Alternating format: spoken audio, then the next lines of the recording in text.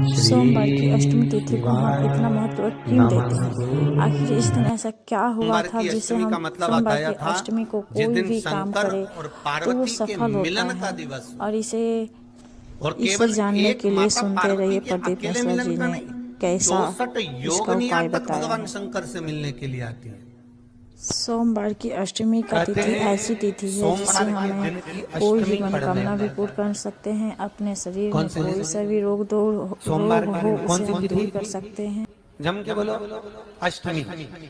सोमवार के दिन अष्टमी तिथि पड़े और उस दिन अगर 5 बेलपत्र भगवान शिव को समर्पित कर दिए, मनोकामना पूर्ति के लिए 5 बेलपत्र को सोमवार की अष्टमी को जरूर शिव जी को समर्पित करें। इससे आपकी 3 महीनों में ही मनोकामना पूर्ण हो जाएगी। एक बात बहुत सुंदर है, ध्यान रखिएगा थोड़ा सा।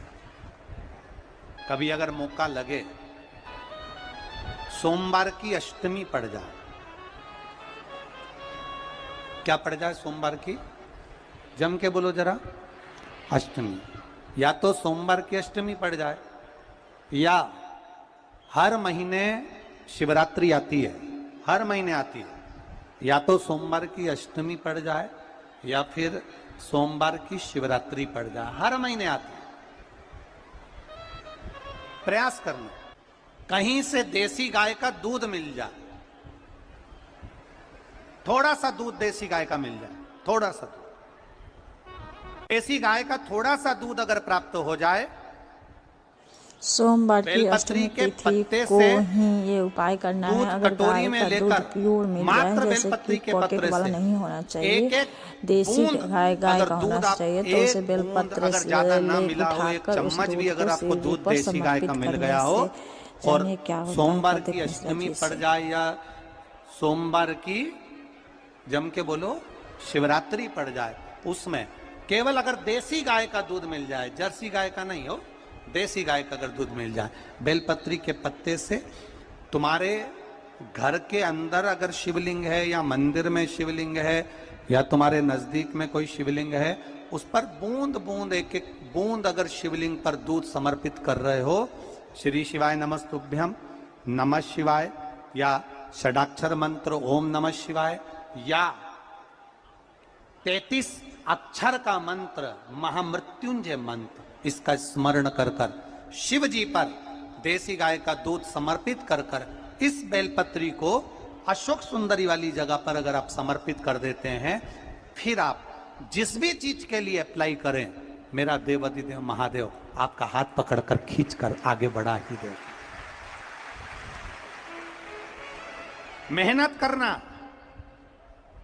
कर्म पूरा करना, पढ़ाई अच्छी करना, और पढ़ाई के साथ में विद्या अध्ययन करने के साथ में अच्छी मेहनत के साथ में देसी गाय का दूध भगवान शंकर को समर्पित करना, भगवान शंकर को समर्पित करना, देसी गाय का दूध धीरे धीरे धीरे धीरे समर्पित करना, भावों के साथ आप समर्पित करें। देसी गाय का दूध एक एक बूंद समर्पित करिए, धीरे धीरे समर्पित करो।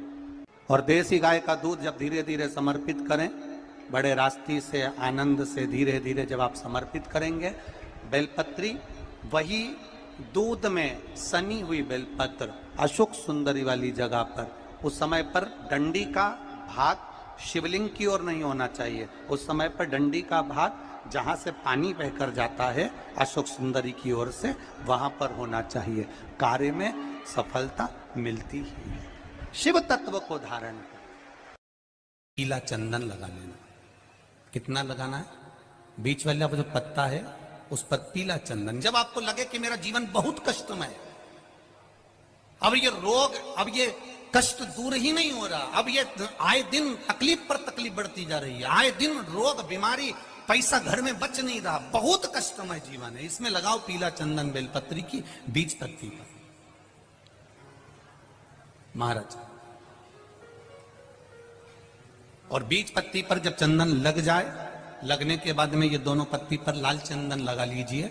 इन दोनों पत्ती के बीच में जो डंडी का भाग होता है, आपको कहा था, आपको स्मरण में होगा शायद, हमने जब बेलपत्री की महत्वता बताई थी तो उस बेलपत्री की महत्वता में कहा था ब्रह्मा विष्णु महेश ये तीन हैं, बोला था।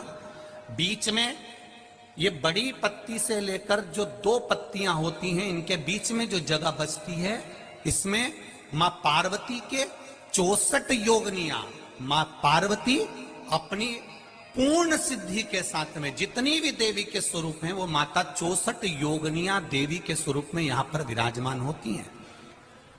2 पत्ती के नीचे से जो डंडी होती है नीचे तक, ये पूरी डंडी में 33 कोटि देवी देवताओं विराजमान होते हैं इस पूरी डंडी के अंदर। तो ये बीच वाली पत्ती है, ये जो बीच वाली पत्ती का जो भाग होता है, इस पत्ती के भाग में शहद का प्रयोग कर कर, यहां पीला चंदन, लाल चंदन, शहद का प्रयोग कर कर, इसी तरह से पकड़कर ये बेलपत्री की जो डंडी है वो अशुक सुंदरी पर जब आप समर्पित करें तो जहां से जल बहता है उस ओर पर इस पत्ती को चढ़ाकर केवल आपके हृदय की बात कहकर देवाधिदेव महादेव से कोई भी शिव जी का मंत्र, पंचाक्षर, नमः शिवाय, षडाक्षर, ओम नमः शिवाय, श्री शिवाय नमस्तुभ्यम, या महामृत्युंजय मंत्र, जो शिव का मंत्र हो आपके पास में, उसको बोलते हुए देवाधिदेव महादेव को धीरे धीरे जल की धार चढ़ाना प्रारंभ करो। जल की धार जब पूर्ण होने लगे, उसमें थोड़ा जल बचे, तब अशुक सुंदरी पर जो तुमने बेलपत्र चढ़ाई है वहां उस जलधार को चढ़ाए। ये प्रयोग आपको केवल सोमवार की अष्टमी पढ़ने पर ही करना है। कौन से दिन करेंगे? जम के बोलिए जरा। सोमवार की अष्टमी पढ़ने पर यह प्रयोग करें और जल चढ़ाकर बाबा से विनती कर कर उसी बेलपत्र को वापस उठाकर कहीं जलाशय में या किसी पेड़ के नीचे विसर्जन कर दें और 1 लोटा जल वहां भी चढ़ा दें। बस निवेदन कर कर आ जाइए, मेरा बाबा 3 माह के अंदर हाथ जरूर पकड़ेगा और आपको दलदल से बाहर निकाल देगा। बात और आपसे कहेंगे, उतारिएगा। जिसके शरीर में सफेद चमड़ी पड़ने लगती है, चर्म रोग हो जाता है, या चेहरे पर आंख के पास में पूरा कालापन आ जाता है, उसको हमेशा याद रखना है, लाल चंदन का लेपन पीपल के पत्ते पर करिए। काय पर करना है? पीपल के पत्ते पर लाल चंदन का लेपन करिए। लेपन कर कर सोमवार की अष्टमी के दिन उसको लेपन कर कर वापिस निकाल कर शंकर भगवान पर उसका धीरे धीरे त्रिपुंड बनाकर लेपन करना प्रारंभ करिए। जब आप त्रिपुंड बनाकर लेपन करना प्रारंभ करें, उसके बाद उस चंदन को जो सोमवार की अष्टमी है तब निकाल कर लिया है और निकाल कर लाकर उसको डब्बी में रख लें। उस चंदन का प्रयोग चर्म रोग के स्थान पर थोड़ी थोड़ी मात्रा में करना प्रारंभ करें, पानी के साथ मिलाकर। परंतु उस चंदन को केवल 6 से 7 दिन में प्रयोग करिएगा, ज्यादा नहीं। धीरे धीरे चमड़ी, परंतु उसको सोमवार की अष्टमी के दिन सिद्ध कर कर बनाना है। उसको सोमवार की अष्टमी के दिन चढ़ाना है श्री शिवाय नमस्तुभ्यम या ओम नमः शिवाय या पंचाक्षर मंत्र या महामृत्युंजय मंत्र, जो आपको आता हो, शिव जी का जो नाम आपको याद हो उसको बोलकर चढ़ा दो। उसको लिया, फिर उसको अपने शरीर पर लगाना प्रारंभ करो। उसका फल आपको 15 दिन के अंदर धीरे धीरे धीरे धीरे प्राप्त होना प्रारंभ हो। लाल चंदन का प्रयोग शिव जी के लिए अवश्य। सोमवार के अष्टमी के दिन अशोक सुंदरी वाली जगह, सबको मालूम है ना अशोक सुंदरी की जगह?